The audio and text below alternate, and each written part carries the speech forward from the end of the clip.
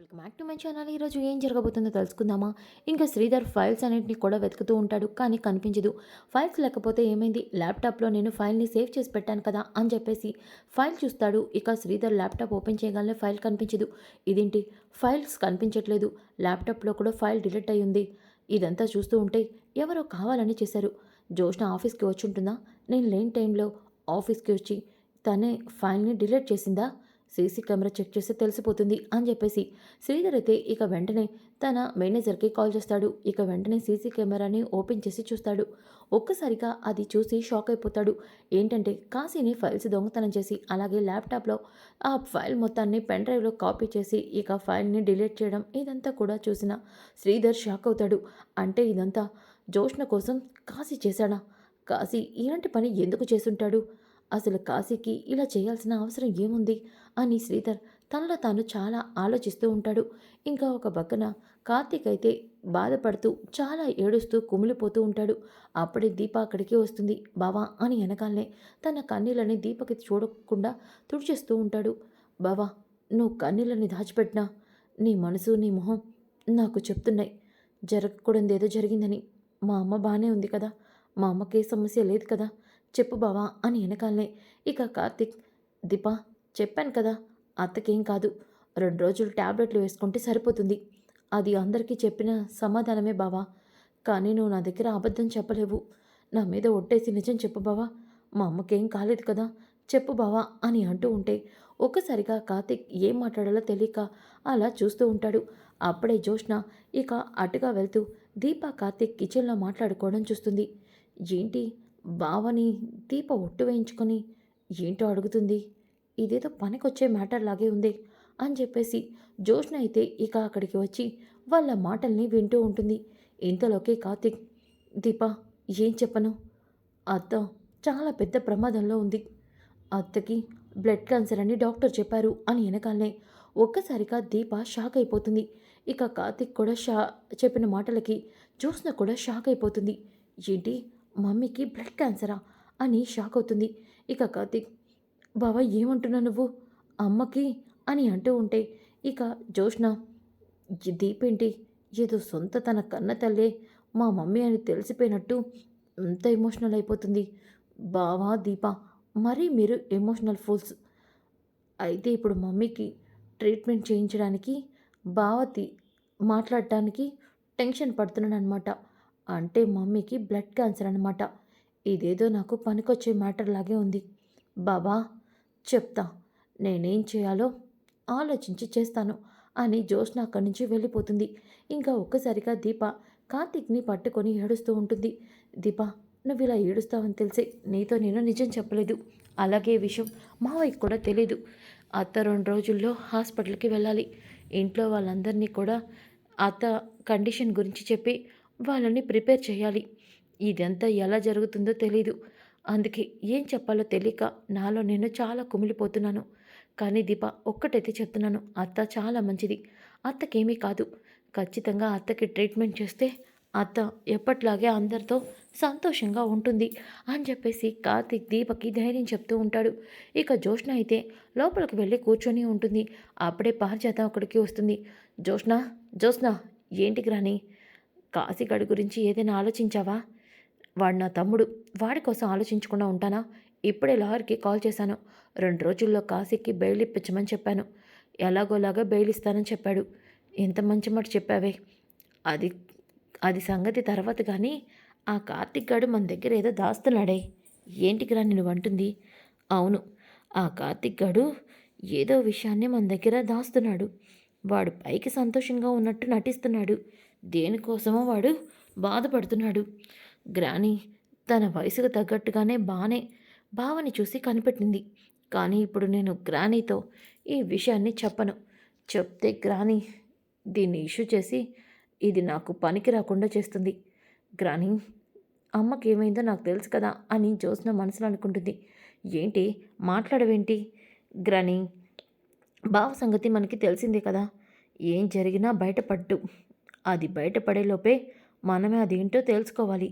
తెలుసుకుంటానే నా టాలెంట్తో ఆ కార్తిక్ గాడు మన దగ్గర ఏం దాస్తున్నాడో తెలుసుకుంటాను అని చెప్పేసి పారిజాతం అంటుంది. ఇంకా ఒక పక్కన శ్రీధర్ అలాగే ఇంటికి వస్తాడు. రాగాలనే కావేరి, ఏంటండి అలా ఉన్నారేంటి అని వెనకాలనే ఇక శ్రీధర్, ఏం చెప్పమంటావు కావేరి, అల్లుడు మంచివాడే, తన బుద్ధి ఆ వైర వల్ల మారిపోయింది అనుకున్నాను. కానీ కాశీ బుద్ధి మారడానికి ఇంకొకరు కారణం ఉన్నారు. ఏంటని మీరు అంటుంది? అవును, జోష్నే కాశీ బుద్ధిని మార్చేసింది. అదేంటి? అవును, జోష్న ఆఫీస్లో ఫైల్స్ అన్నిటినీ కూడా మేనేజ్ చేసి చాలా డబ్బుని తన సొంత ఖర్చులకి వాడుకుంది. ఆఫీస్ అకౌంట్స్ అన్నిటినీ కూడా తప్పు రాయించింది. ఈరోజు రెస్టారెంట్ నష్టాల్లో రావడానికి కారణం జోష్న చేసిన ఫ్రాడ్ వల్ల. ఆ ఫ్రాడ్ గురించి కాశీకి నాకు తెలుసు. కాశీ ఇప్పుడు ఆ ఆ ఫ్రాడ్కి సంబంధించిన ఫైల్స్ని అలాగే ఆ వీడియోని ఆఫీస్లో డిలీట్ చేశాడు. దీన్ని బట్టే అర్థమైంది జోష్న కాశీ చేతులు కలిపారని. కానీ కాశీ ఎందుకు ఇలా చేశాడో అర్థం కావట్లేదు. ఆ ఫైల్స్ ఆ పెన్ డ్రైవ్ ఉంటే ఖచ్చితంగా దీని వెనుక ఉంది జోష్న అని మనం మామయ్య గారి ముందు ప్రూవ్ చేయొచ్చు. అప్పుడు కాశీ బయటపడే అవకాశం ఉంది అని వెనకాలనే ఒక్కసారిగా స్వప్న ఈ మాటలన్నీ కూడా వింటుంది. అంటే కాశీ ఆ రోజు ఫైల్స్ని పెన్ డ్రైవ్ని తీసుకొచ్చి దొంగచాటుగా కబోర్డ్లో పెట్టాడు. దీనికి కారణం జోష్నని దాచిపెట్టడానికా?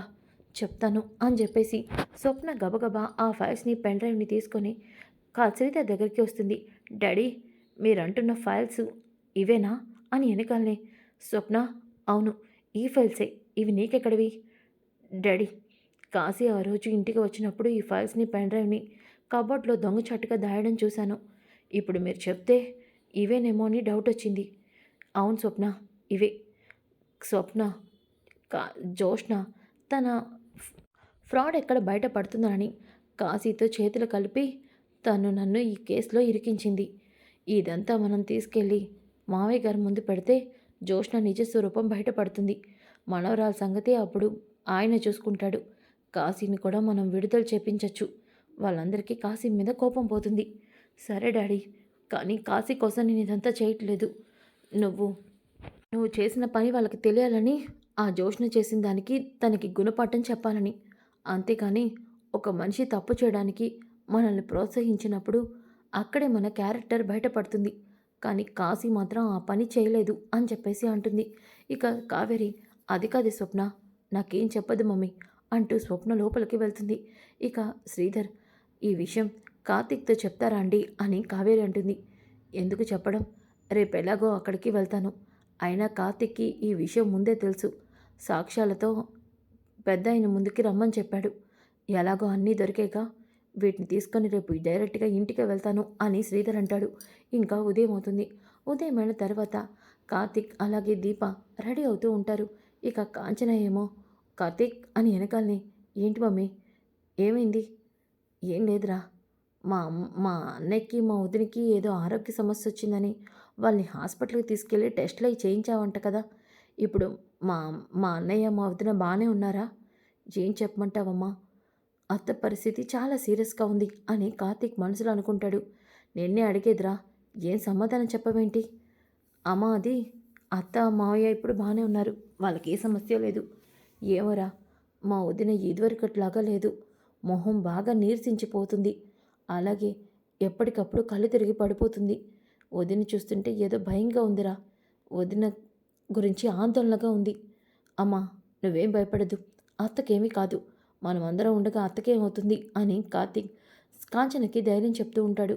కానీ దీప, మా అమ్మ పరిస్థితి దారుణంగా ఉంది, రేపు మా అమ్మని హాస్పిటల్లో జాయిన్ చేయించాలి. కానీ బావ ఇప్పటికీ ఇంట్లో ఒక్కరికి కూడా నిజం చెప్పలేదు. ఏం జరుగుతుందో ఏంటో అని దీప మనసులో బాధపడుతుంది. ఇక కార్తీక్, దీప ఆలస్యం అవుతుంది పద అని వెనకాలనే ఇక ఇద్దరు కూడా బయలుదేరతారు. ఇంతలోకి శ్రీధర్ అయితే ఇంటికి వస్తాడు. రాగాలనే పారిజాతం, వచ్చావా అయ్యా, రారా, అల్లుడిని జైలుకు పంపించి నువ్వు బాగానే కుశలంగానే ఉన్నావు. కూతురు కాపురం ఏమైద్దో అన్న ఆలోచన లేదు మీకు. మీరు మాత్రం దర్జాగా సూటు బూటు వేసుకొని సీఈఓ పోస్టులని అనుభవిస్తూ బాగా తిరుగుతున్నారు అని వెనకాలే, ఏంటి అత్తయ్య గారు, మనవడి మీద అంత ప్రేమ ఉన్నప్పుడు తప్పు చేయకుండా ఆపకపోయారా?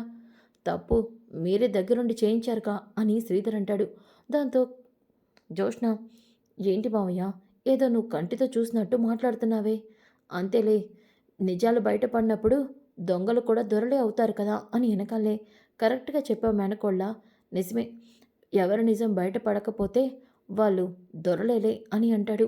మావయ్య ఏంటి ఇండైరెక్ట్‌గా నన్నేదో అన్నట్టు అనిపిస్తుంది అని జ్యోత్స్న అనుకుంటుంది. ఇక శివనారాయణ, శ్రీధర్ ఇప్పుడేనా రావటం? అవును మావయ్య గారు. ఏదైనా పని మీద వచ్చావా బావా అని దశరథ్ అంటాడు. అన్నయ్య ఎలా ఉన్నారు? మీకు జరిగిన విషయం తెలిసినాక అందరం చాలా బాధపడ్డాం. కానీ నిజం నిప్పు లాంటిది. ఎంత త్వరగా బయటపడింది. అవును. నా కొడుకు నా పక్కనుండగా నాకెటువంటి బాధ ఉండదు. అవునురా! అవును. నీలాంటి కొడుకు మాయలోడుంటే ఎవరైనా అంతే. తిమ్మిని బమ్మిని చేసే రకం అని ఎనకాలనే. అవునా పారిజాతం? మరి నిన్నెందుకు బొమ్మను చేయలేకపోతున్నాడో? అది చేస్తే బావుండు కార్తీక్ అని శివనారాయణ అంటాడు. మీరెప్పుడు చూసినా నన్నేదో ఒకటి అనాలి. ఏ నువ్వు నోరు మూసుకొని ఉండలేవా? శ్రీధర్ నువ్వొచ్చిన పనేంటో చెప్పలేదు? మావయ్య గారు అది జ్యోత్స్న ఇక పైకెళ్ళిపోతూ ఉంటే, ఆగు జ్యోత్స్న, ఇక్కడ నువ్వు కూడా ఉండాలి. నేనెందుకు? ఎందుకంటే ఇది నీకు సంబంధించిన విషయం కాబట్టి. నాకు సంబంధించిందా? మావయ్య గారు, బావా, ఇప్పటి వరకు జ్యోత్స్న గ్రూప్ ఆఫ్ రెస్టారెంటు నష్టాల్లో ఉండడానికి కారణం సేల్స్ తగ్గడమో, లేదంటే మన ఫుడ్డు కస్టమర్లకి నచ్చలేదో అనుకున్నాం. కానీ ఇవన్నీ కారణాల వల్ల మన రెస్టారెంట్ నష్టాల్లోకి వెళ్ళలేదు. దీనంతటికీ కారణం జ్యోత్స్న అని వెనకాలనే ఒక్కసారిగా అందరూ షాక్ అవుతారు. ఇక జ్యోత్స్న, ఇదేంటి మావయ్య ఈ ఫైల్‌ని తీసుకొని ఇక్కడికి వచ్చాడా? కాశీగాడు ఫైల్స్ అన్నీ నా దగ్గరే ఉన్నాయని చెప్పాడుగా. మరి ఇదేంటి అని టెన్షన్ పడుతూ ఉంటే, పారిజాతం అడ్డంగా దొరికిపోయావే అని చెప్పేసి అంటుంది. ఇక శివనారాయణ, శ్రీధర్ ఏమంటున్నావు నువ్వు? అవును మావయ్య గారు. జ్యోత్స్న మన రెస్టారెంట్‌లో డబ్బులన్నిటినీ కూడా పక్క కంపెనీలో షేర్స్ అని కొనింది. అలాగే తప్పుడు లెక్కలు, తప్పుడు అకౌంట్స్ చేయించి చాలా మొత్తం డబ్బుని తన ఖాతాలో మళ్లించుకుంది. దానికి సాక్ష్యం ఇదిగోండి. వీటన్నిటిలో ఉంది చూడండి అని వెనకాలనే ఒక్కసారిగా శివనారాయణ ఆ ఫైల్స్‌ని అన్నిటిని కూడా చూస్తాడు. అలాగే జ్యోత్స్న ఊరి చివర ఒక స్థలం సిస్టర్ పేరున కొనిందని చెప్పింది. కానీ అది నిజం కాదు. ఆ స్థలం కూడా జ్యోత్స్న పేరునే ఉంది అని వెనకాలనే ఒక్కసారిగా దశరథ, శివనారాయణ షాక్ అవుతారు. అప్పుడే కార్తీక్ అలాగే దీప కూడా అక్కడికి వస్తారు. ఇక కార్తీక్ అయితే, మాస్టరు ఏంటి సడన్ సర్ప్రైజు? ఇంత సడన్‌గా వచ్చారేంటి? కార్తీక్, చెప్పాను కదరా! జ్యోత్స్న చేసిన ఫ్రాడ్ గురించి సాక్ష్యాలతో వస్తారని. ఇప్పుడు నేను ఆ పనే చేశాను. అదిగో మావయ్య గారి చేతిలో, బావ చేతిలో జ్యోత్స్నకి సంబంధించిన అన్ని ఎవిడెన్స్ ఉన్నాయి అని వెనకాలనే ఒక్కసారిగా కార్తీక్ సుమిత్ర వైపు చూస్తాడు. మాస్టారు ఎంత పని చేశావు? అత్త ఇప్పుడు ఇంత ప్రెజర్‌ని పడకూడదే అని చెప్పేసి అనుకుంటూ ఉంటాడు. ఇంతలోకి శివనారాయణ, జ్యోత్స్న ఏంటిదంతా?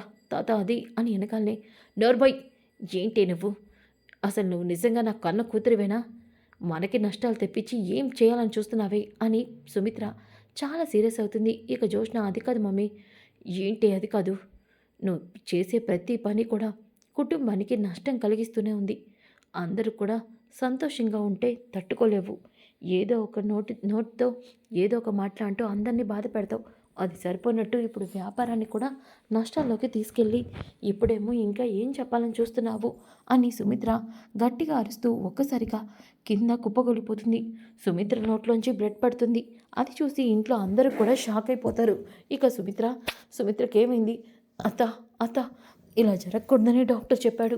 అత్త, అత్త అని వెనకాలనే ఇక జ్యోత్స్న, మమ్మీ, మమ్మీ అంటూ ఇక జ్యోత్స్న పారిజాతంతో, మమ్మీకేదో అయింది. బావా, మమ్మీకేం జరిగిందో చెప్పు.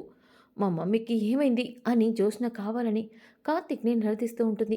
ఇక కార్తీక్ అయితే సుమిత్రని తీసుకొని హాస్పిటల్‌కి వెళ్ళాలి వెంటనే అని చెప్పేసి గబగబా సుమిత్రనైతే హాస్పిటల్‌లో జాయిన్ చేపిస్తారు. ఇక డాక్టర్ అందరిని బయట వెయిట్ చేయమని అంటారు. ఇక కార్తీక్ అయితే టెన్షన్ పడుతూ ఉంటాడు. ఇక జ్యోత్స్న, బావా, మా మమ్మీకి ఏమైందో నీకు తెలుసు కదా! కావాలని నువ్వు మాతో నిజం దాచిపెడుతున్నావు కదా! ఏంట్రా నా మనవరాలు అడుగుతుందిగా చెప్పు. సుమిత్రకేమైంది? చెప్తావా లేదా అని అనగానే, చెప్తాను. అత్తకి బ్లడ్ క్యాన్సర్ అని అనగానే ఒక్కసారిగా అందరూ షాక్ అయిపోతారు. ఇక దీపగా అలాగే దశరథ కూడా అలా చూస్తూ ఉండిపోతారు. శివనారాయణ, ఏంట్రా కార్తీక్ నువ్వు అంటుంది? అవును తాత, అత్తకి బ్లడ్ క్యాన్సరు. ఈ విషయం మీ అందరికీ ఎలా చెప్పాలో ఏంటో తెలియక నాలో నేను ఎంత సతమతమయ్యాను. కానీ అత్తకి ఇలాంటి పరిస్థితి వస్తుందని అస్సలు ఊహించలేకపోయాను. అని ఇక కార్తీక్ అంటూ ఉంటే ఇక పారిజాత, నోరు మీరా పాపిష్టోడా! మీ తండ్రి కొడుకులిద్దరూ సుమిత్ర ప్రాణాలు తీయడానికి ఇదంతా చేశారు.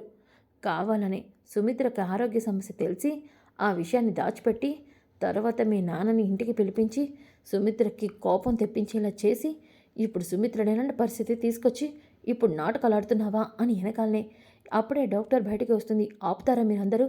అసలు ఇది హాస్పిటల్ అనుకుంటున్నారా లేదంటే మార్కెట్ అనుకుంటున్నారా? డాక్టర్, మా అత్త కండిషన్ ఇప్పుడు ఎలా ఉంది చూడండి కార్తీక్. తన కండిషన్ అయితే సీరియస్గానే ఉంది.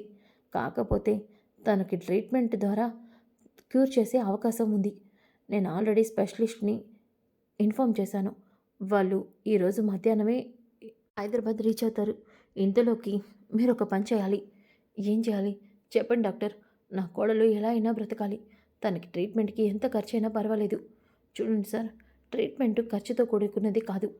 ట్రీట్మెంట్కి కావాల్సింది రక్తబంధం, రక్త సంబంధం. ఏంటి డాక్టర్ మీరు అంటుంది? అవును, ఇప్పుడున్న పేషెంట్కి పిల్లలు ఎవరైనా ఉన్నారా?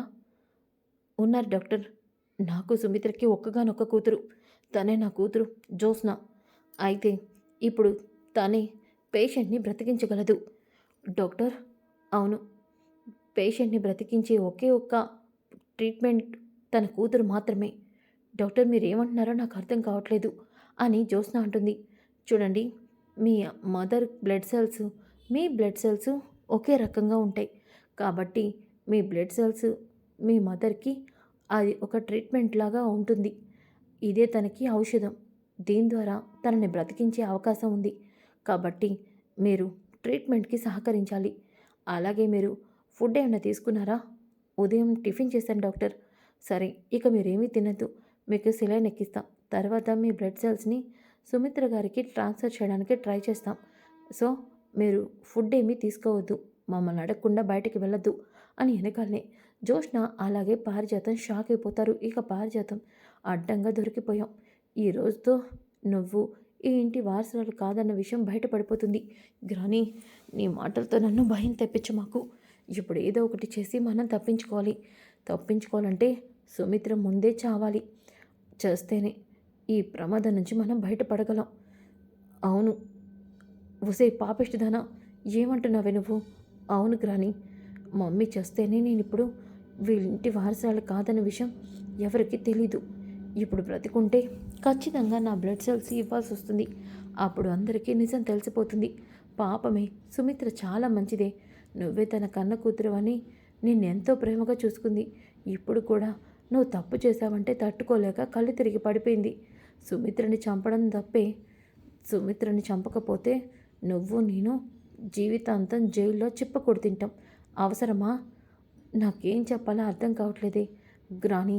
ముందు నువ్వు సైలెంట్గా ఉండు అని చెప్పేసి అంటుంది.